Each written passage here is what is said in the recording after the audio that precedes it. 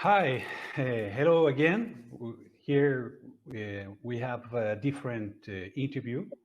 Now we're gonna make a nice interview with Vesta Vishute. She's not in Chile, she's right now in Singapore. Vesta has a long experience working in different countries. She is from Lithuania. She has been working in several countries, in Bangalore, in Belgium, Lithuania, and now in Singapore. She has a Master's of Political Sciences. Also, she speaks English, French, Lithuanian, Russian, and Spanish. But right now, we're going to do the interview in English. Hello, Vesta. How are you? Hola, hello. I'm very well, thank you. Thanks for having me today. Well, thank you again, Vesta. I think that the first question that we have to do for you is, what else are you doing, or what else have you done in your life? Because you have a very extensive curriculum. Oh, thank you. I mean, you presented really straightforward, but over my career, I started my career in even apart that I was studying politics, but I wasn't involved in national and European politics, literally. So that's why I wasn't working in government, in minister's cabinet, and later on had a chance to work also in European Parliament and to be in that Brussels bubble. But later on, I changed my career direction towards the corporate life, and that's where I've been since some time. Yeah, so I think this is what I enjoy, that I have also understanding what happens in politics, and at the same time now in business. Yeah, just shortly. Okay.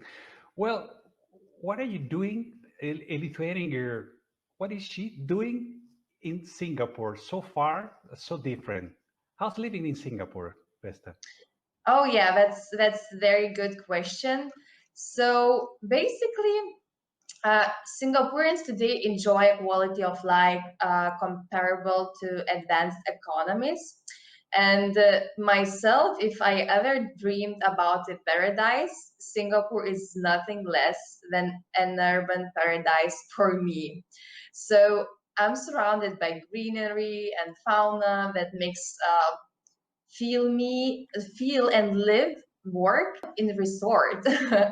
um, I have really extraordinary safety, live in diverse, authentic culture, and of course surrounded by trustable and honest people. That's how Singaporeans are, and by say so. Because I have never experienced actually so much of trust and safety in my life. For instance, yesterday, as most of the time, I went for jogging at 11 p.m. at night, right? And without any kind of concern on or feel of danger. So over half a decade living here, I had a few times that I even forgot my mobile phone or laptop in the taxi, and that's amazing because all the times people return the devices to me back. And let's say one more example, because I really want to share about this.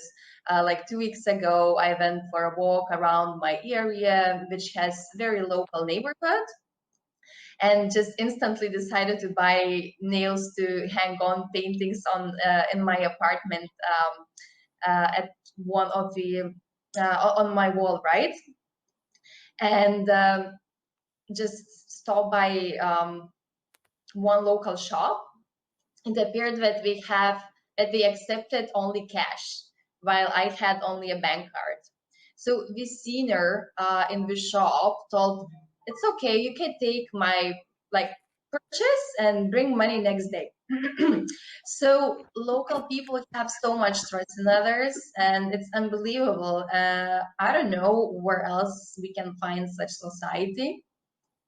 So basically, here I just wanted to highlight that Singapore provides very honest society, wonderful quality of life. Doesn't matter if you run your own business or you are the talent in multinational.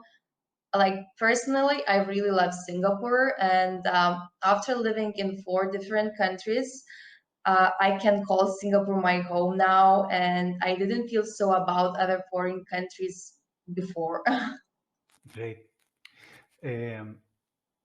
Vesta, let's talk about business. Many people are here in South America that are looking to Singapore as a great country to work and for living. But you have been living and working in different countries. Could you tell us some of the key factors now for living in Singapore or in India, for instance? Let's focus more in Singapore, because you have been living in Singapore for how long? 5 years now. 5 years, okay. But how are the key factors for living in Singapore for doing business? Yeah. So maybe it's just like briefly, I would say that in the business environment in the countries where I lived, like varies significantly, but I would divide them between developing and developed markets. And of course, highlighting Singapore as the most attractive business environment globally. It's a fact.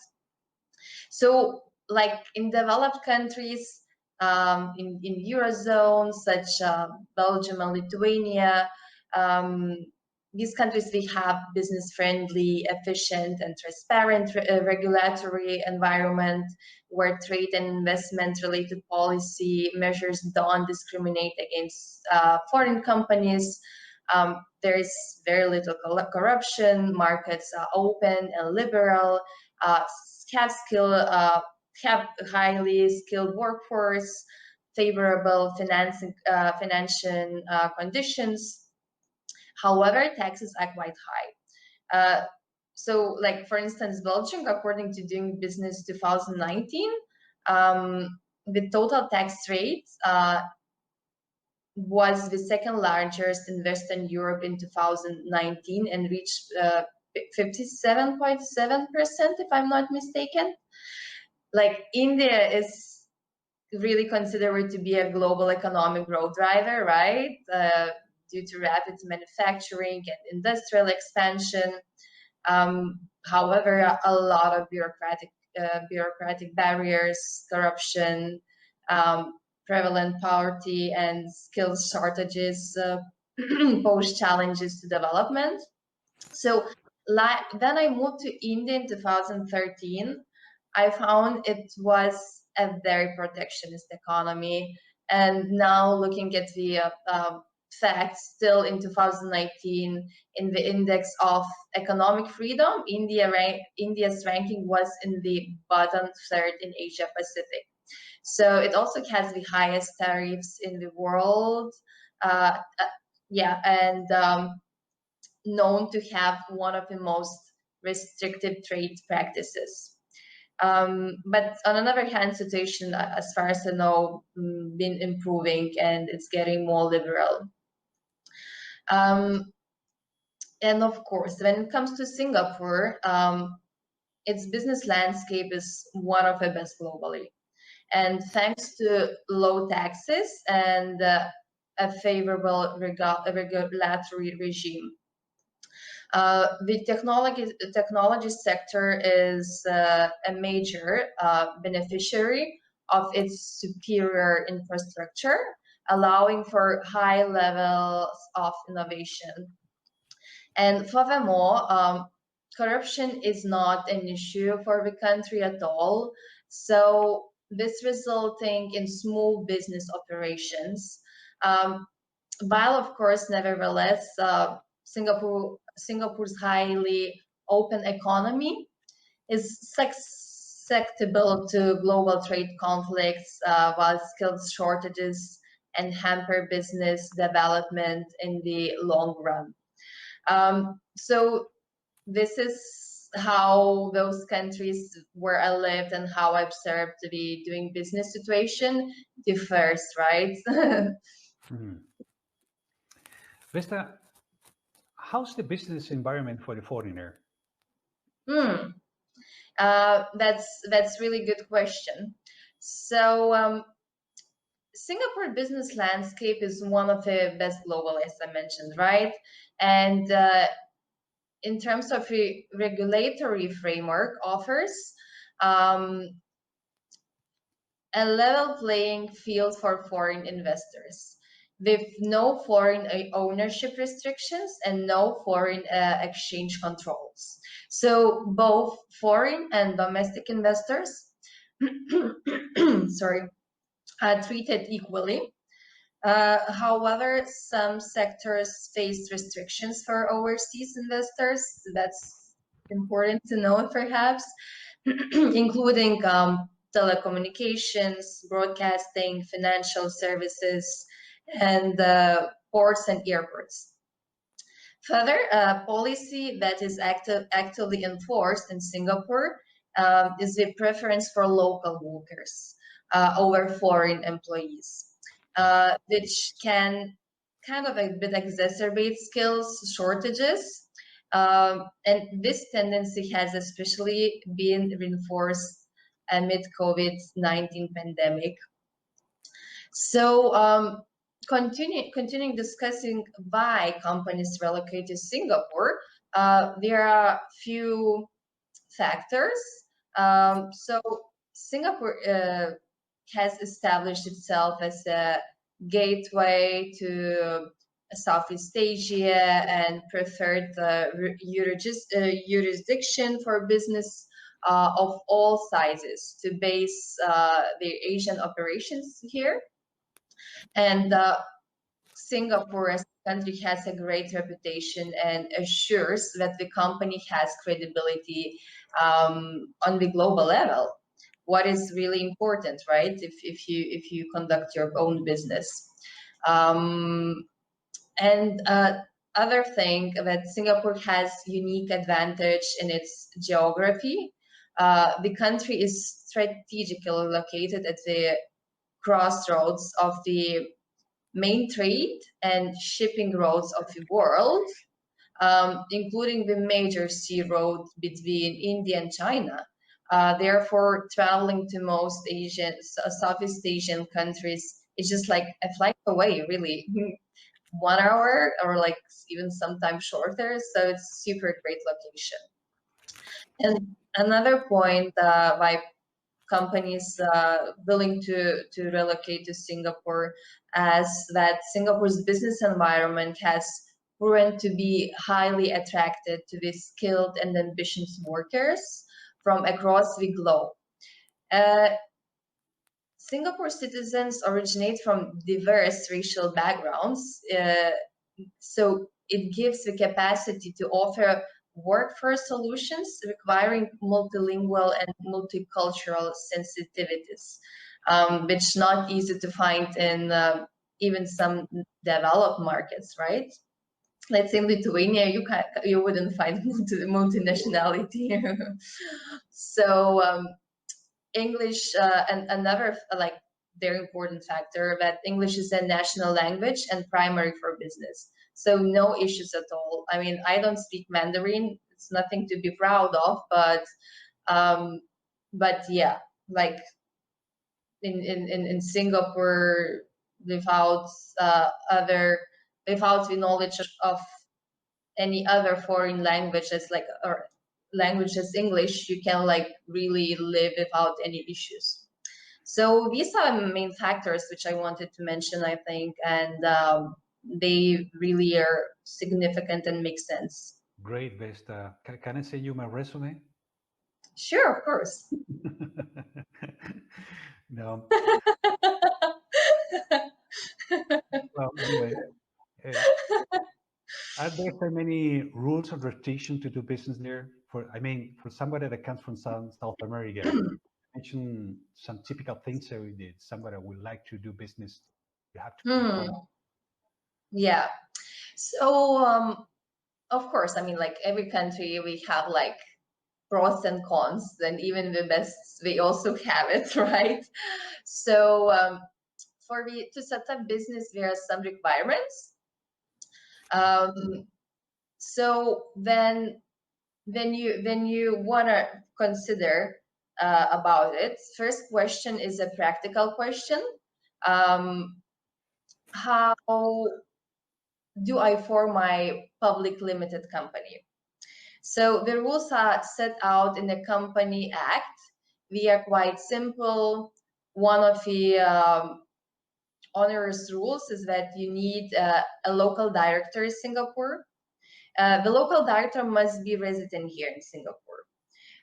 So to satisfy this rule, a corporate service provider can offer a nominee director service, that the company can employ a person as a non-executive director.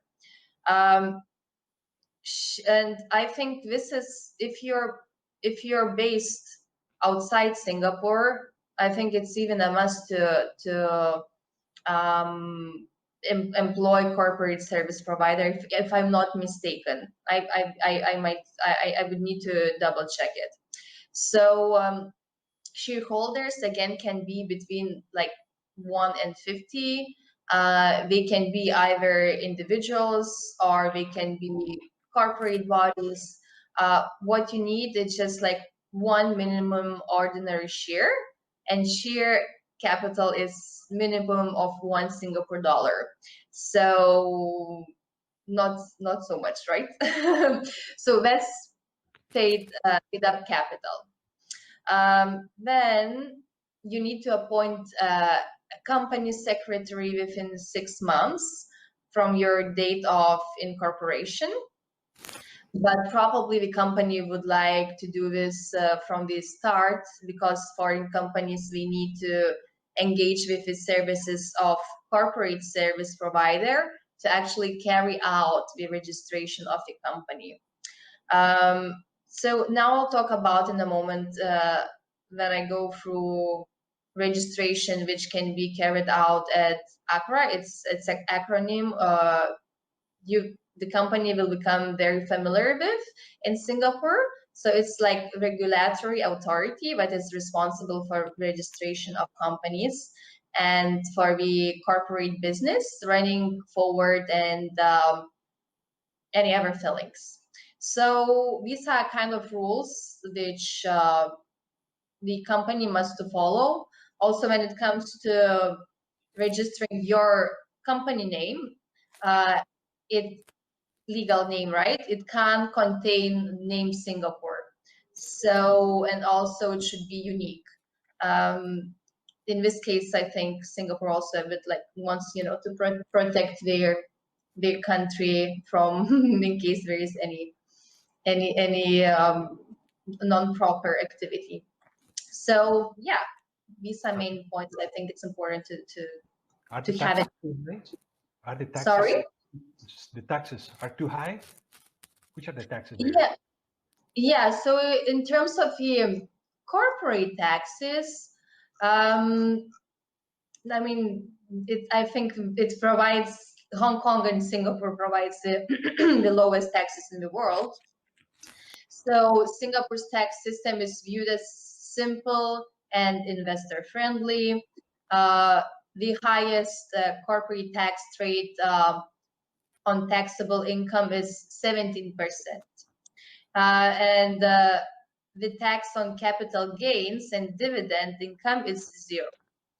Wow. Yeah. So also within the first 3 years, there are tax breaks for companies. For example, companies won't pay for first 100K taxable income for the first 3 years. Other advantage that Singapore has 88 double taxation agreements in force with other countries. So it means most of it, like markets or like businesses, pay tax in one jurisdiction, right? So also Singapore has minimal annual compliance requirements.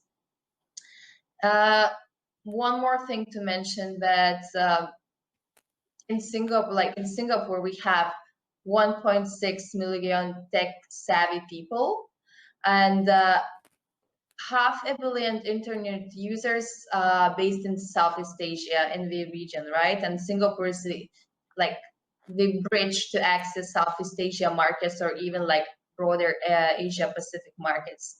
So in Singapore, we have very friendly digital technology laws. What is also possible just solely to run your business online business using digital technology. And of course, the advantage is this is advantage of the easier incorporation. So I think in terms of taxes, it's also paradise. Yeah, well, I think we will just take the plane to go there and do business. But there's some other questions that we'd like to see. Sure. Which are the most typical errors, and which are the things you never had to do in Singapore? Yeah, this kind of tricky question, but perhaps Singapore has really impression about very precise and rules following country, right? And it's really true. So if you wanted to establish your business or even like operate later on, it's very important to be honest throughout all the processes, starting from the registering your company, finishing with the daily operations. You can't disregard small details, and you must follow the rules precisely. If something will be not according to the set practices and rules, you just can easily be caught because the government checks everything and keeps on track. So honesty is very important, and some cultures might be, but okay, it's detail, doesn't matter, or just like, oh yeah, let's say one of the examples that any role should be like officially posted on Singapore's like board, right? If you're looking for a new employee, and it must actually at least few like Singaporeans must be interviewed, and only if you don't find that skill which you're looking for, only then you have it like opportunity to look for the foreign talent. But this is more like exceptional rather than a typical activity. So because Singapore really wants to support Singaporeans rather than foreigners when it comes to regular employment kind of level. So if you will not go through these procedures, and let's say you will state that yes, I interviewed Singaporeans, and you will be caught, oh no, you will never had a chance anymore to establish your business. So you must do precisely everything because it's very easy to track. Okay. Vesta, seems that Singapore is a very developed country. Which are the most or the greatest business opportunities there?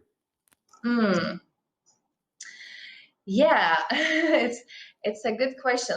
Like all the world, is full of opportunities, I think, right? And but when it comes to Singapore, Singapore wants to attract and support a diverse range of industries, from aerospace and like electronics to medical technology and the creative industries. Let's say the ICT sector in Singapore is highly developed and has become a magnet for firms operating in the sector. It has attracted global giants like Facebook and Google to establish the Asian base in Singapore. R&D initiatives are in place to encourage innovation, such as 250% super deduction of qualifying R&D expenditure. This is like, wow. Further, over the last few years, perhaps all the world, not excluding Singapore, turned the eyes on the fintech companies, right, and the sector. And the pandemic has triggered this kind of an unprecedented demand for digital solution even more. So the acceleration of a digital shift is set to play a key role in the transition towards purpose-led businesses that aim to provide societal and environmental benefits alongside stronger financial performance and brand reputation. So I believe that Singapore is going to welcome purpose-led and sustainable business ideas more proactively. Also, very like important factor and like observation from the inside from Singapore, that Singapore government is committed to invest in the capabilities of their industries, enterprises, and people. So people is like core here. So as long as you can contribute to Singapore society and economy, let's say creating good jobs for citizens, you will have more chances to succeed. For instance, one of the like ideas would be to think about the businesses which would help to improve life of aging society, support family, because Singapore is a very tiny nation, and birth rate is really not really high. So, and they really want to keep it like as much increase like population, even if it's possible, right? So anything what businesses which can support family life and also healthy living, I would say those would be directions the company should look at, and Singapore will be looking forward, like will welcome businesses into the country. Okay. Vesta, we have a couple minutes, but there is one last message we want to hear from you. What Time flies. Time flies, that's right. What message would you like to send to South American businessmen for doing business in Singapore? Yeah. Oh wow, this is very lovely, lovely question. Actually, what kind of message? So I would say be ready for a cultural shock. People are here are very reserved, not outspoken, and don't express the opinions, especially in the business meetings or discussions. Usually, they don't raise questions if it's a public, let's say, Q&A session. However, might come later on and inquire you personally or email to you after a meeting. So communication is not like in person, it's more digital. And let's say one of examples, if you sit just a few meters from a person in the same office, right? What I believe for Latin Americans would be like weird and strange to text to each other or like email to each other, right? When it's just like easy to stand up and in few seconds you can chat. So in Singapore, it's very normal. So at the same time, like when I see office cultures, right? Uh, Chit chats and laughs are rare in the working environment, um, because this is culture. I mean, it's nothing wrong. It's just like that's how people perceive it, and be very serious actually about the work, about the responsibilities. Uh, People are very efficient, very professional, and super well dealing with the tight deadlines. So this is my message I would like to send to Latin Americans, that who I believe, and from what my experience and friends whom I have from those from this beautiful region, you're more social, you know, like interacting with person rather than digital communication. So this at the beginning might be a bit strange and a struggle. Okay, Vesta. Well, Vesta, thank you very much for your time. Hope to see you again. Has been a very lovely and nice interview. Um, be sure we will call you again for another interview. There are very many points you mentioned now, and I think we have to go deeper in some of them. So our idea is to to to share this interview to many South American businessmen, and maybe they would like to know more about you. I mean, about Singapore, and doing this interview by this way can be more easy to answer, especially when we have 12 hours of difference. So Oh good, yeah. so good morning for you and good night for us. Oh yeah, thank you very much. It was really work to wake up so early for me on Saturday morning. Oh, So I really enjoyed, and I hope information and shared is useful for Latin American business people, and we learned uh, kind of, you know, internal insights. We learned something what we didn't read before, and yeah, I'm very happy to contribute in the future. And lovely meeting you and all your team. And until next time, right? see you next time. Thank you very much, Vesta. Thank you.